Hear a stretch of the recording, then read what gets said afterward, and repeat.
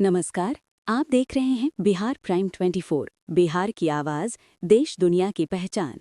आज हम लेकर आए हैं बिहार की 25 बड़ी और ताज़ा खबरें, राजनीति से लेकर विकास तक, जनता की आवाज़ तक। तो चलिए शुरू करते हैं आज की प्रमुख खबरें। बिहार में आज राजनीतिक हलचल तेज है। प्रधानमंत्री नरेंद्र मोदी ने आज कई जनसभाओं में भाग लिया और कहा कि ये चुनाव तय करेगा कि बिहार विकास के रास्ते पर आगे बढ़ेगा या फिर जंगल राज लौटेगा। उन्होंने जनता से एनडीए को बहुमत देने की अपील की। इधर राजद नेता तेजस्वी यादव ने भाजपा और जेडीयू पर तीखा हमला बोला। उन्होंने कहा कि नीतीश कुमार की सरकार ने बिहार को बेरोजगारी और गरीबी के सिवा कुछ नहीं दिया।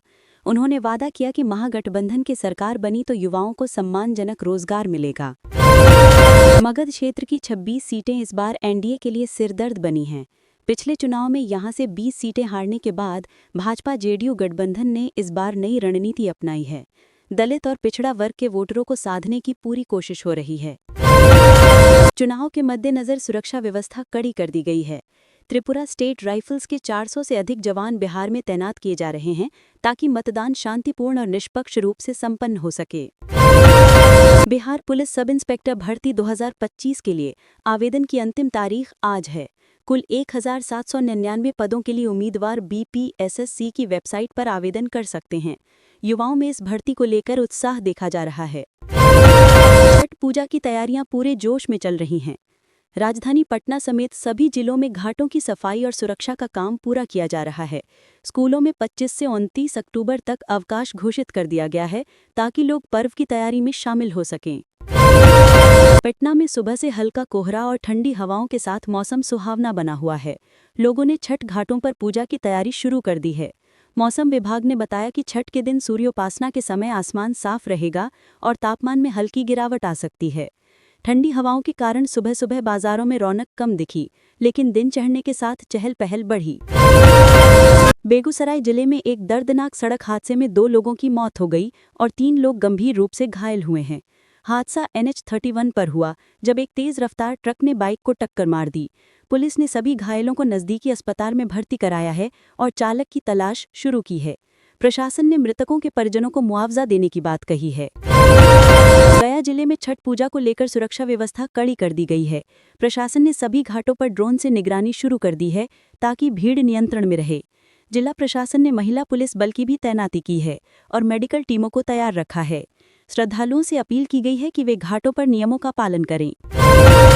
भागलपुर में गंगा घाटों पर व्रतियों की सुविधा के लिए नगर निगम ने अस्थायी शेड, रोशनी और साफ सफाई की विशेष व्यवस्था की है। बिजली विभाग ने घाटों पर 24 घंटे बिजली आपूर्ति का भरोसा दिया है। अधिकारी लगातार घाटों का निरीक्षण कर रहे हैं। प्रशासन ने एनडीआरएफ की टीम को भी सतर्क मोड में रखा है। मुजफ्फरपुर में बाढ़ प्रभावित इलाकों में लोग छठ पूजा की तैयारी में जुटे हैं। जहां पानी भरा है वहां स्थायी तालाब और मंच बनाए जा रहे हैं ताकि व्रती सुरक्षित रूप से अर्घ्य दे सकें।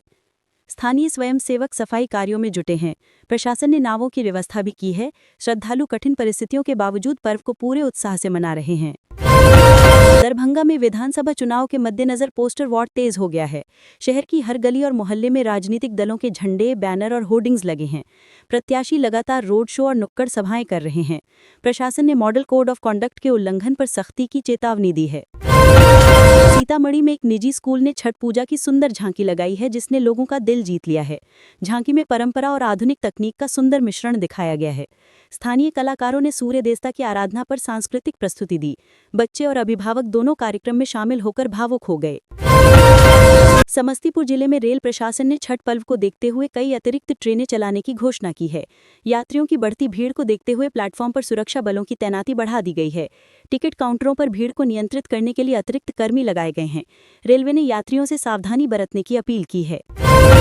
नालंदा जिले में पुलिस ने शराबबंदी कानून के तहत 15 जगहों पर छापेमारी की है। इस कार्रवाई में 200 लीटर अवैध शराब जब्त की गई और कई लोगों को हिरासत में लिया गया।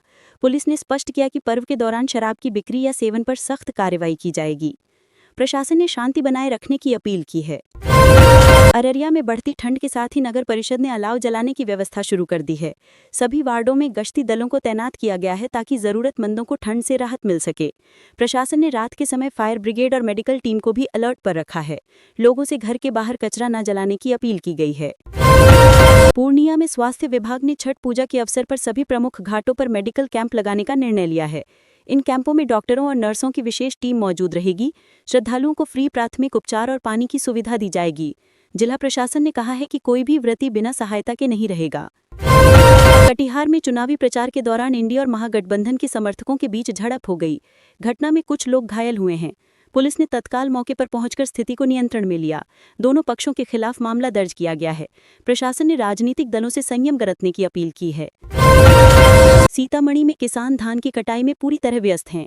इस बार मौसम अनुकूल रहने से फसल अच्छी हुई है और किसान खुश नजर आ रहे हैं। कृषि विभाग के अधिकारी गांव-गांव जाकर किसानों को मशीनों से कटाई के लिए प्रोत्साहित कर रहे हैं। बाजार में धान की कीमतें स्थिर बनी हुई हैं। भोजपुर जिले में प्रशासन ने छठ घाटों के पास अवैध निर्माण हटाने का विशेष अभियान चलाया है। कई जगहों पर अवैध दुकानें और झोंपड़ियों को हटाया गया है। श्रद्धालुओं की सुरक्षा को ध्यान में रखते हुए पुलिस बल तैनात है। अधिकारी खुद मौके पर मौजूद रहकर व्यवस्था की निगरानी कर रहे हैं। मधुबनी में बिजली विभाग ने घाटों पर निर्बाध बिजली आपूर्ति सुनिश्चित करने के लिए विशेष टीमों को तैनात किया है। अधिकारी लगातार फीडर की निगरानी कर रहे हैं ताकि किसी तरह की बिजली कटौती न हो। व्रतियों को लाइटिंग से संबंधित कोई परेशानी न हो, इसके लिए अस्थायी ट्रांसफार्मर लगाए गए हैं। बक्सर में गंगा नदी के जल स्तर में कमी आने के बाद घाटों की मरम्मत और सफाई का कार्य पूरा कर लिया गया है। नगर निगम ने घाटों पर बालू बिछाकर समतल किया है। श्रद्धालु शाम की अर्घ्य की तैयारी में जुटे हैं। प्रशासन ने वहां प्रकाश और सुरक्षा की पूरी व्यवस्था की है। रोहतास में एक पुराने पुल की मरम्मत का काम तेजी से चल रहा है ताकि पर्व के दौरान यातायात सुचारू रहे। लोक निर्माण विभाग ने 2 दिन में मरम्मत पूरा करने का लक्ष्य रखा है। प्रशासन ने वैकल्पिक मार्ग भी तय किए हैं। लोगों से अपील की गई है कि यात्रा के दौरान धैर्य बनाए रखें। किशनगंज में एनडीए के उम्मीदवार ने जनसंपर्क अभियान के दौरान कहा कि केंद्र और राज्य सरकार की योजनाओं से बिहार का चेहरा बदल रहा है। उन्होंने कहा कि सड़क, शिक्षा और स्वास्थ्य के क्षेत्र में लगातार प्रगति हो रही है।